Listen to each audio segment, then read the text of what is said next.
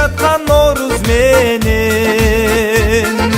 куттуу болсун ырым дедим. Nooruz майрам, ырыс майрам, бабалардан мурас майрам. Ак калпакчан кыргыз майрам, Nooruz майрам, бул майрам, Nooruz майрам. Мына бүгүн жаздын жаркыраган жаз маалында улустун улуу күнү Nooruz майрамы болуп отурат. Кыргыз элинин жаңы жылы болот.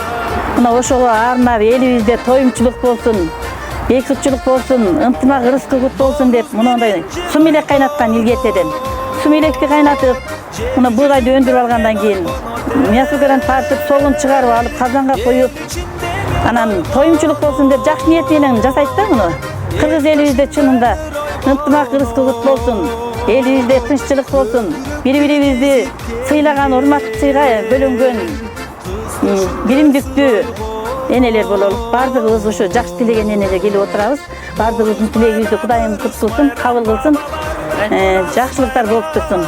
Эли журтубузда тынччылык болсун. Кыргыз майрам, Nooruz майрам, бул майрам, Nooruz майрам, ырыс майрам, бабалар